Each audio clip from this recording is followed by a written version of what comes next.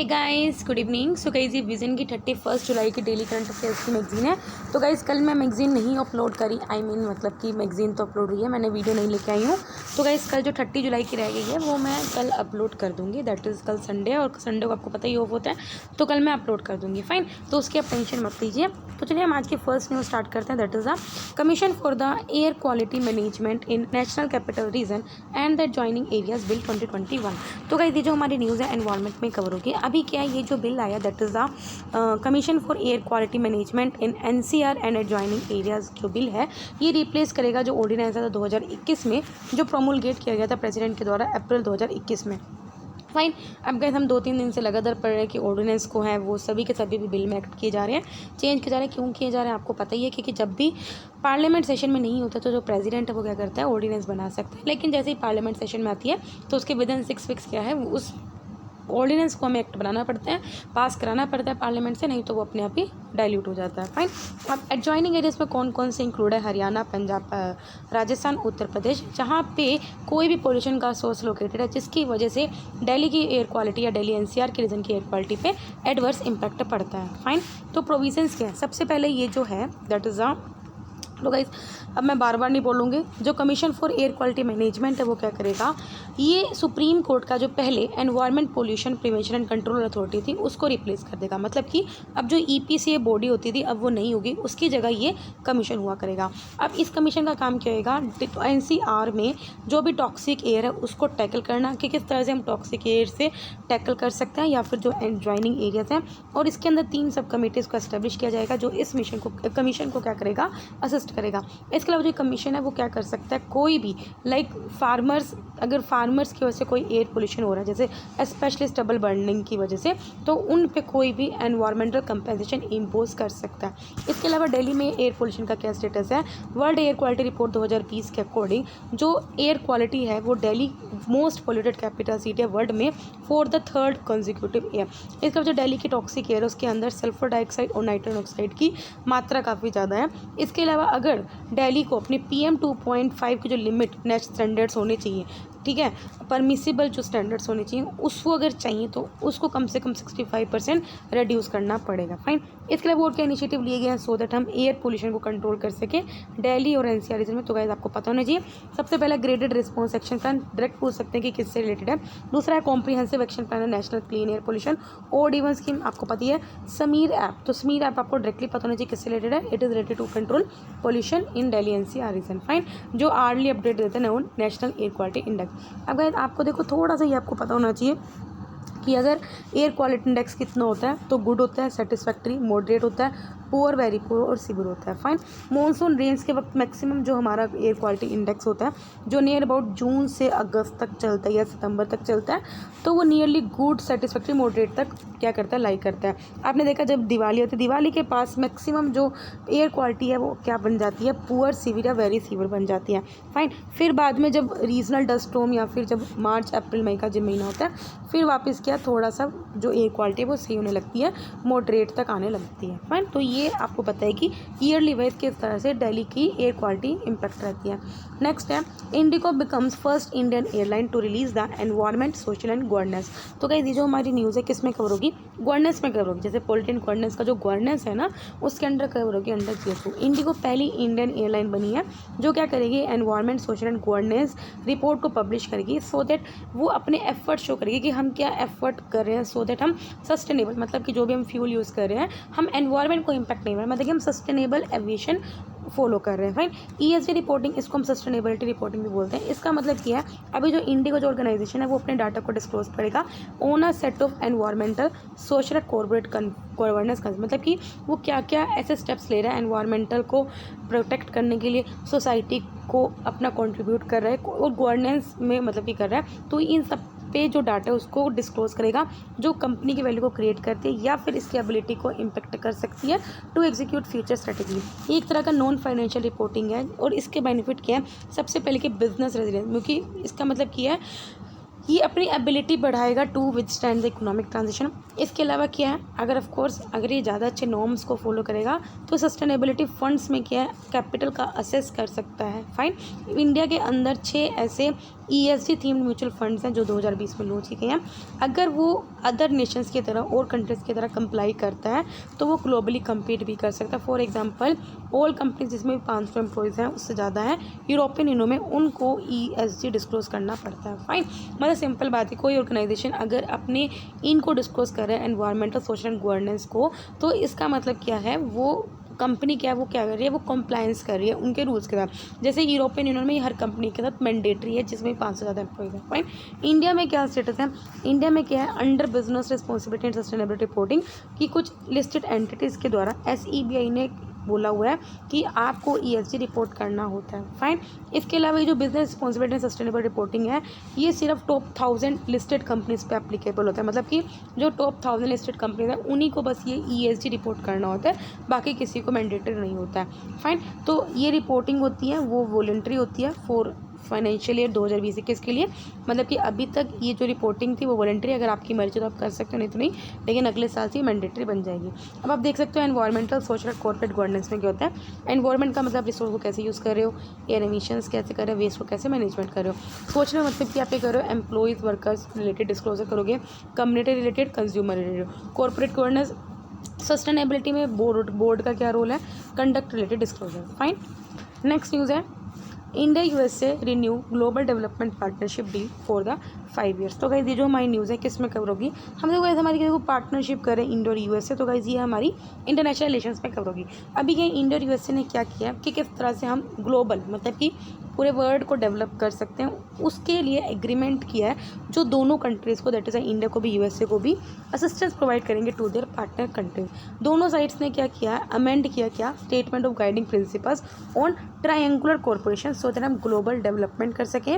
और इस पैक्ट मतलब ये जो एग्रीमेंट है इसकी वैलिडिटी 2026 तक है। फाइन, देखो अभी क्या, feed the future India triangular training programme Africa के लिए ये एक प्रोजेक्ट, इस प्रोजेक्ट का एग्जाम्पल एंड देखो ट्रायंगुलर कोऑपरेशन का मतलब क्या है, सिंपल बात है, एक सेकेंड। ट्रायंगुलर कोऑपरेशन में हम क्या करेंगे, 3 एक्टर्स होंगे, ठीक है, 2 तो होंगे साउथ से, ठीक है, 1 होगा नॉर्थ से पाइवोटल पार्टनर। एक सेकेंड गाइस, यस तो इसमें क्या, देखो इसका एम क्या है कि हम क्या करना है, किस तरह से हम ग्लोबल मतलब कि सबको डेवलप कर सकते हैं। तो ये इंडिया और USA में इसको लेके एक पार्टनरशिप एग्रीमेंट हुआ जो कि 2026 तक वैलिड होगा। फाइन, अब ये जो है इसमें हमने क्या किया, दोनों साइड्स ने अमेंड क्या स्टेटमेंट ऑफ गाइडिंग प्रिंसिपल्स, किस पर, ट्रायंगुलर कोऑपरेशन पर, ठीक है।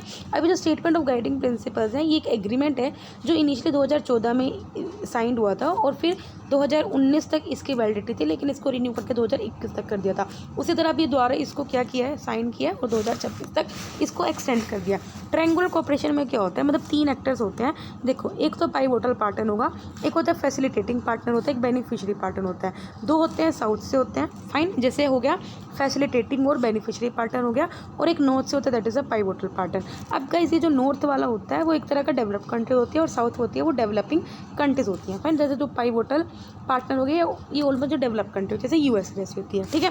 अब इन्होंने एग्जाम्पल बता दी जैसे feed the future India triangular training programme. Fine, तो अब आप देख सकते हो जो डिवीज़न है नॉर्थ एंड साउथ का ये इसलिए यूज़ किया जाता है ये बताने के लिए कि सोशल, इकोनॉमिक और पॉलिटिकल डिफरेंसेस हैं जो एग्जिस्ट करते हैं डेवलप कंट्रीज़ में और डेवलपिंग कंट्रीज़ में।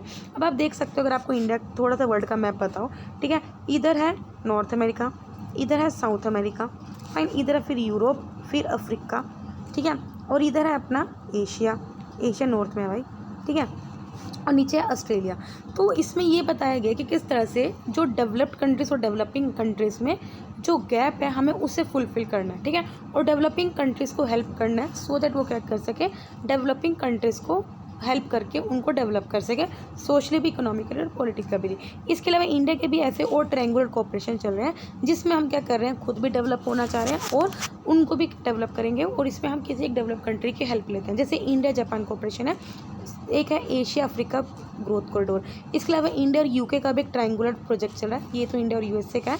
इंडिया और UK का ट्रायंगुलर प्रोजेक्ट कर रहा है एक प्रोजेक्ट की फॉर्म में जिसका नाम है supporting India state preferences for Africa, जिसको फंड किया जा रहा है DFID के द्वारा, जो कि UK का डिपार्टमेंट है फॉर इंटरनेशनल डेवलपमेंट, ठीक है। तो ये सब प्रोजेक्ट इसलिए ताकि हम क्या कर सकें, डेवलपिंग कंट्रीज़ को डेवलप कर सकें। नेक्स्ट है general insurance business nationalisation amendment bill and the coconut development board amendment bill. तो गाइस ये जो हमारी न्यूज़ है, देखो बिल्स हैं वो हमारे किस में इकोनॉमी में। सबसे पहला है coconut development board amendment bill 2021। Rajya Sabha ने क्या किया, अभी इस बिल को पास कर लिया जो अमेंड करेगा कोकोनट डेवलपमेंट बोर्ड एक्ट 1979 वाले को।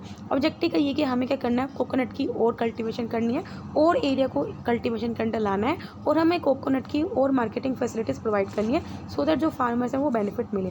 ये जो बिल क्या करेगा, जो एक चेयरमैन की कोकोनट डेवलपमेंट बोर्ड की पोस्ट को एक नई एस्टेब्लिश करेगा as a non executive one. मतलब कि कोकोनट, अब ये जो बोर्ड होगा इसके अंदर 2 पोस्ट होंगे, एक चेयरमैन की होगी और एक कोकोनट डेवलपमेंट बोर्ड होगा। फाइन। जो नंबर ऑफ मेंबर्स होंगे इस बोर्ड के, अब उनको 4 से बढ़ा के 6 कर दिया है।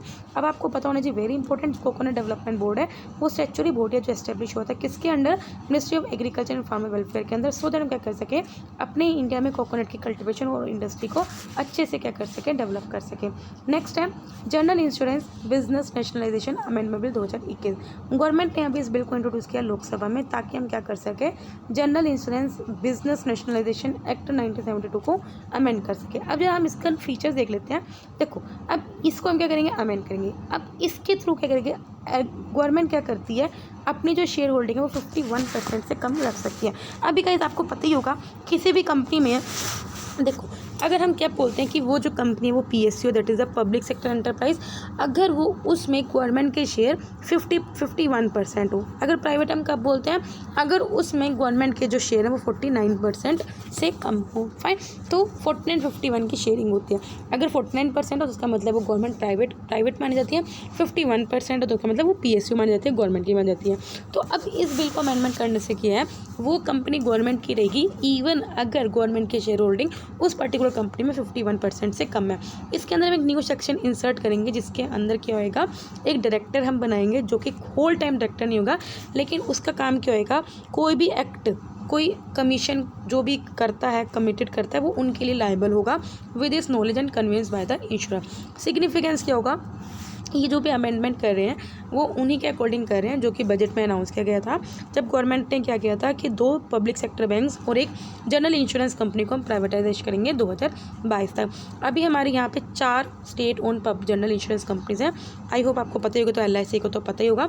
इसके अलावा एक नेशनल इंश्योरेंस कंपनी लिमिटेड है, दूसरी है new India insurance company limited है, थर्ड है ओरिएंटल इंश्योरेंस कंपनी लिमिटेड और फोर्थ है United Indian insurance company limited. Fine. तो यही बात है कि गवर्नमेंट ने बोला कि हम प्राइवेट करेंगे 2022 तक 2 बैंक्स और एक कंपनी, लेकिन क्योंकि फिर प्राइवेटाइजेशन की बात होती है तो इसलिए क्या करें, गवर्नमेंट ये सोच रही है कि अब हमें अगर हम शेयर्स अपने कम कर देंगे तो इस तरह से करेंगे गवर्नमेंट की, वो गवर्नमेंट की रहे। नेक्स्ट है national art museum of the Australia to return 14 art works to India. तो गाइस ये जो हमारी न्यूज़ है आर्ट एंड कल्चर में कवर होगी। अभी क्या है, ये जो कलेक्शन है वो इसके अंदर, मतलब कि जो ऑस्ट्रेलिया कुछ कलेक्शन है वो वापस इंडिया को देगी। तो इस कलेक्शन में मेनली क्या क्या, कुछ रिलीजियस और कल्चर आर्ट के हैं जिसके अंदर कुछ जो चीज़ें हैं या जो कुछ भी आर्ट वर्क है वो 12th सेंचुरी का भी है, जब चोला डायनेस्टी अच्छे से फ्लरिश करती थी तमिलनाडु में। चोला एक तमिल डायनेस्टी थी जो फाउंडेड किया गया था विजयलय के द्वारा। इसके अलावा आपको पता होगा अगर आपने पढ़ा है, राजेंद्र चोला इसके इंपॉर्टेंट रूलर थे और इनके बाद राजा चोला थे। इसके अलावा इन्हीं के द्वारा जो ग्रेट लिविंग चोला टेम्पल्स है वो यूनेस्को की वर्ल्ड हेरिटेज साइट भी है तमिलनाडु में। इसके अलावा जो चोला पीरियड है वो किसके लिए काफ़ी ज़्यादा माना जाता है, for its metal sculpture, very important. Fine. और ऐसा कोई एग्जाम्पल है शिव नटराजा। इसके अलावा कुछ और मेजर वर्क्स हैं जिनको भी रिटर्न करने वाले हैं ऑस्ट्रेलिया इंडिया को। एक है डांसिंग चाइल्ड्स एंड संबंधर जो कि 12th सेंचुरी से बिलोंग करते हैं और ये भी चोला डायनेस्टी से बिलोंग करते हैं। संबंधर एक तरह के मूवर होते थे और एक तरह के सेंट होते थे, the 3 principal saints of the South India, और इनकी इमेज हर जगह के आप तमिलनाडु के हर शिव टेम्पल्स में पाई जाएगी। इसके अलावा जैन श्राइन है आर्क जो कि 11 से 12वें सेंचुरी बिलोंग करते हैं, जिसमें सिटेड जीना इस तरह की इमेज है, माउंट आपू रीजन से बिलोंग करते हैं। जीना यूजुअली पोर्ट्रेट होते हैं सिंपल पोज में, अगर आपने देखा हुआ है ना जैन्स वगैरह, तो इसमें क्योंकि ये पोज रिफ्लेक्ट करता है belief in non violence and the lack of attachment to the earthly possession central to the Jain idol. इसके अलावा इनिशिएटिव ने क्या लिया, सो दैट हम ऐसे कल्चरल आर्टवर्क्स को प्रोटेक्ट कर सकें। UNESCO convention and prohibition and preventing the illegal, आप इन चीज़ों को इंपोर्ट एक्सपोर्ट ट्रांसफ़र नहीं कर सकते इनकी ओनरशिप को। सेकेंड है मिनिस्ट्री ऑफ कल्चर की स्कीम है for safeguarding the intangible heritage and the diverse culture traditions of India. Intangible heritage जैसे आपका कुंभ हो गया, कोई फेस्टिवल हो गया, they all covered under the intangible heritage. अब हमारी छोटी छोटी न्यूज़ है। डिस्कवर्ड स्मॉल फील्ड्स, अभी के जो ministry of petroleum and natural gas है उन्होंने क्या किया है, डिस्कवर्ड स्मॉल फील्ड्स का बिड राउंड 3 लॉन्च किया गया। किसके लिए? For international competitive bidding. मतलब कि सिंपल बात की, देखो डिस्कवर्ड स्मॉल फील्ड्स के अंदर क्या होगा, हम क्या करेंगे, इंडिया में कुछ पोटेंशियल है जहाँ पे तेल पाया जाता है, ठीक है, तो वो छोटे छोटे एरियाज़ को हम सर्च करेंगे जहाँ से आप ऑयल और गैस को एक्सट्रैक्ट कर सकते हैं। और इनके लिए हम एरिया हम किसको ऑफ़र करेंगे, स्मॉल ब्लॉक्स ऑफ़र करेंगे जो सरेंडर किया जाएगा by the oil and natural gas corporation और ऑयल इंडिया, ठीक है। ये दोनों मिलकर क्या करेंगे, ऑफ़र करेंगे। अब जो भी इंटरनेशनल कंपनी है अगर वो चाहती है इसमें इन्वेस्ट करना, अगर वो लेना चाहती हैं तो वो आ सकती हैं, ठीक है। गवर्नमेंट ने इससे पहले ये पॉलिसी 2015 में लॉन्च करी थी, जो कि एम था कि हम क्या कर सकें, अपने जो यहाँ पे अनमोनेटाइज फील्ड्स हैं, मतलब कुछ ऐसे फील्ड्स हैं जिनको हमने अभी तक एक्सट्रैक्ट नहीं किया है और उससे मनी नहीं आ रही है, तो उनको मोनेटाइज कर सकें। नेक्स्ट है defence exercise in news, very important हो जाती है गाइस। ये इंदिरा 12th एडिशन है, ये इंडो रशिया, इंदिरा किस किस के बीच में होती है, इंडो रशिया के बीच में होती है। जॉइंट मिलिट्री एक्सरसाइज है, हेल्ड कहाँ को, ये रशिया के वोलोगार्ड में, बाल्टिक सी में, बाल्टिक सी याद रखना है। पहली बार 2003 में इनिशिएट हुई थी, सो दैट हम क्या कर सकें, दोनों कंट्रीज़ के बीच में म्यूचुअल कॉन्फिडेंस और इंटरऑपरेबिलिटी को बढ़ा सकें। नेक्स्ट है कॉर्पेट, अभी क्या अगेन वेरी इंपॉर्टेंट, ये इंडिया इंडोनेशिया के बीच में होती हैं।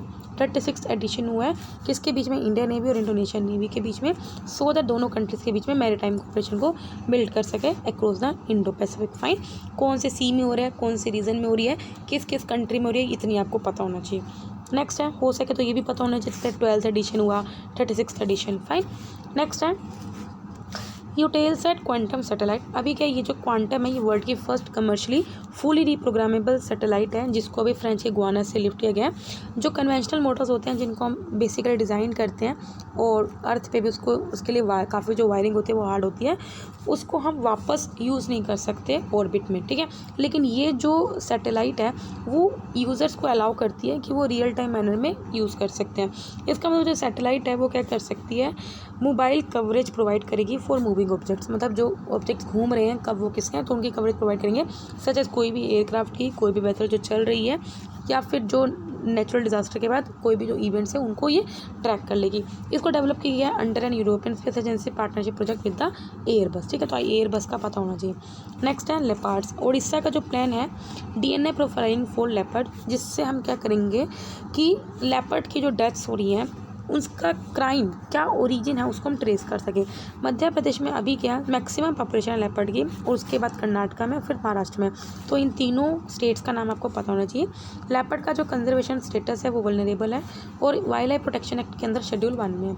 इंडिया ने क्या एफर्ट्स ले रखे हैं, एक तो प्रोजेक्ट स्नो लेपर्ड है और दूसरा क्या है, इंडिया ने इसको एग्री भी कर रखा है global snow leopard ecosystem protection programme को 2013 से। फाइन, नेक्स्ट है क्यासन और फॉरेस्ट डिजीज़, अभी क्या है रोइन ओल्मी मशरूम्स, इनको बहुत ज़्यादा ओवर एक्सप्लॉइट किया जा रहा है, जो कि जिसकी वजह से क्या है इस डिज़ीज़ का आउटब्रेक हुआ है गोवा में। फाइन, ये एक सीजनल मशरूम वैरायटी है जो कि एंडेंजर्ड है by the unrestrained harvesting coupled with the destruction of termite hills by the land development.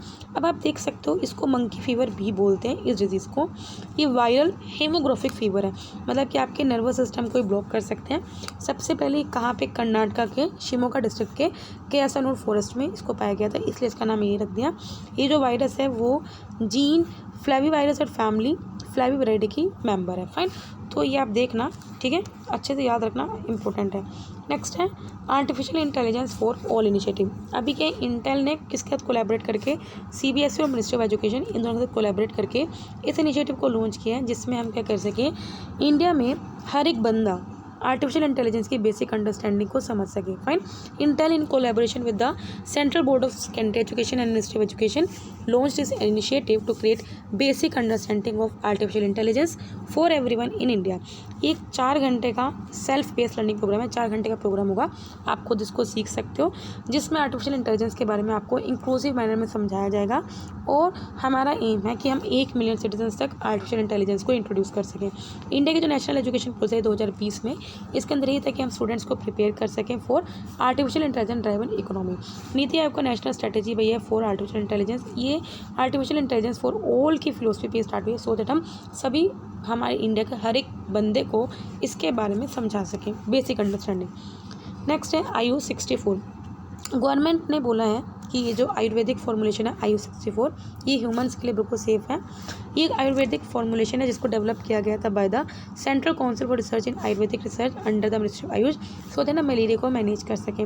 इस ड्रग को फिर रीपर्पस किया गया क्योंकि इंग्रेडिएंट्स ने बोला था कि इनमें जो काफ़ी अच्छी एंटीवायरल प्रॉपर्टी है, इम्यून बढ़ा देती है और एंटीपायरेटिव प्रॉपर्टी है। फिर अगर आपको अगर आपको कोविड हुआ है माइल्ड या मॉडरेट या सिम्टमेटिक, उसमें भी इस दवाई से आप क्या कर सकते हो, बेनिफिट मिल रहा है। फाइन। तो IU64 आपको कहीं लगे कि कोई ये मिसाइल ना हो तो आपको पता होना चाहिए ये एक ड्रग है। किसके लिए? मलेरिया के लिए। Fine. Personality news, Champaka Raman पिलाई, ठीक है, यही was the originator of slogan जय हिंद। ठीक है, फर्स्ट वर्ल्ड वार के अंदर इन्होंने international pro Indian committee Switzerland में फॉर्म करी थी। 31 जुलाई 1914 के में इन्होंने इंडियन नेशनल वॉलंटरी कॉर्प्स को फॉर्म किया था और सभी इंडियंस को अर्ज किया था कि आपको इंडिया ब्रिटिश के अगेंस्ट लड़ना है। फिर इन्होंने प्रोविजनल गवर्नमेंट भी बनाई थी काबुल में, और फिर and speculated to be an SMS Aden, जो कि एक जर्मन शिप थी विच अटैक चेन्नई। फिर ये बर्लिन भी गए थे। ठीक है, he went on to become Berlin representative, मतलब कि बर्लिन इसलिए किए थे ताकि वो वहाँ क्या कर सके, इंडियन चैम्बर ऑफ कॉमर्स के रिप्रेजेंटेटिव बन सके, और इंस्पायर्ड सुभाष चंद्र बोस, और इन्होंने ही सुभाष चंद्र बोस को इंस्पायर किया था to start an army. Fine. तो गाइस हमारे डेली करंट अफेयर्स कंप्लीट हो जाते हैं। बाकी जो कल के बच्चे हुए वो मैं कल अपलोड कर दूँगी। अगर आपको वीडियो पसंद आए तो लाइक करना, कोई डाउट हो कमेंट करना। तब तक बाय, टाटा।